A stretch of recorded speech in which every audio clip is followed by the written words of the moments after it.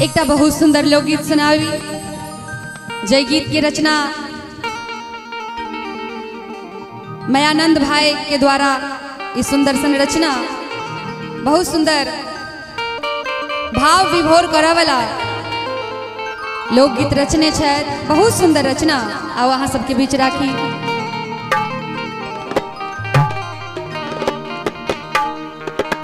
एक तो प्रियतमा अपना प्रीतम के कहे छथिन कथी आ सुनाबी।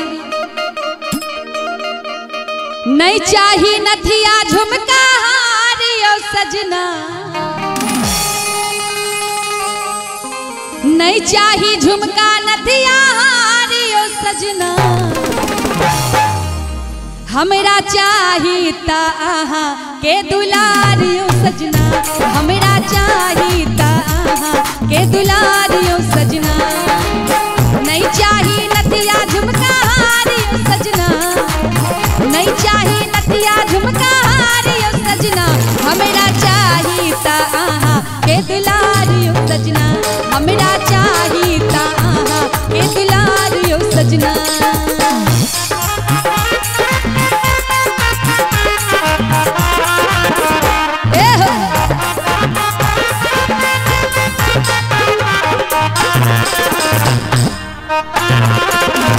बहुत बढ़िया यो यो।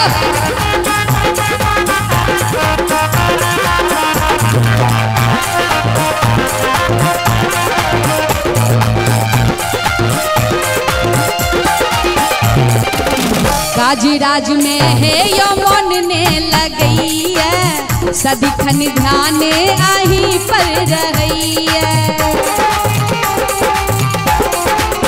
यो सजना। काजीराज में है यो मन ने लगई है, सदिखन ध्यान आही पर रही है। अब कहिया धर करूं इंतजार यो सजना, अब कतक करूं इंतजार यो सजना, हमरा चाही ता आहा के दुलारियो सजना, हमरा चाही ता आहा के दुलारियो सजना। नहीं चाही नथिया झुमका हारियो सजना, नहीं चाही नथिया झुमका हारियो सजना, हमरा चाही ता आहा के दुलारियो सजना, हमरा चाही ता आहा के दुलारियो सजना।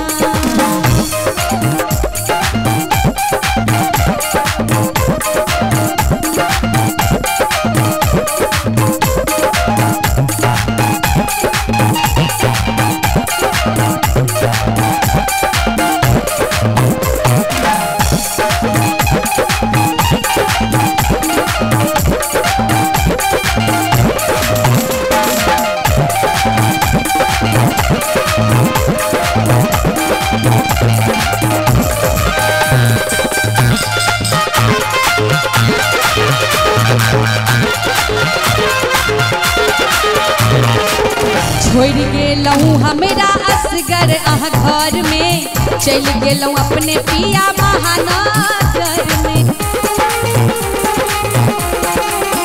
हाँ छोड़ गेलूँ हमरा असगर यो घर में, चल गेलूँ अपने महानगर में। भेल जाइए जवानी बेकार यो सजना, भेल जाइए जवानी बेकार यो सजना, हमरा चाही ता के दुलारियो सजना, हमरा चाही ता के दुलारियो सजना। नहीं चाही नथिया झुमका हारियो सजना, नहीं चाही नथिया झुमका हारियो सजना, हमरा चाही ता के दुलारियो सजना, हमरा चाही ता के दुलारियो सजना।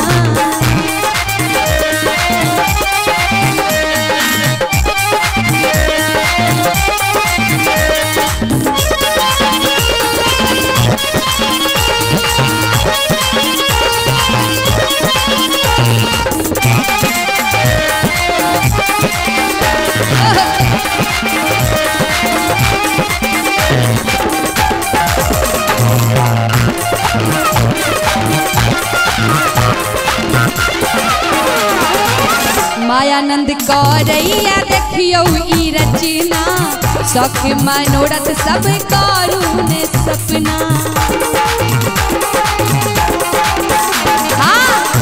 दयानंद करैया देखियो ई रचना सक मनोरथ सब करू ने सपना मानो आहा पूजा के विचारियो सजना मानो आहा रुचि के विचारियो सजना हमरा चाही ता के दुलारियो सजना हमरा चाही ता के दुलारियो सजना नहीं चाही नथिया झुमका हारियो सजना नहीं चाही नथिया झुमका हारियो सजना हमरा चाही ता के दुलारियो सजना हमरा चाही ता के दुलारियो सजना हमरा चाही ता के दुलारियो सजना हमरा चाही ता के दुलारियो सजना हमरा चाही ता के दुलारियो सजना हमरा चाही ता के दुलारियो सजना दुलारियो सजना दुलारियो सजना दुलारियो सजना।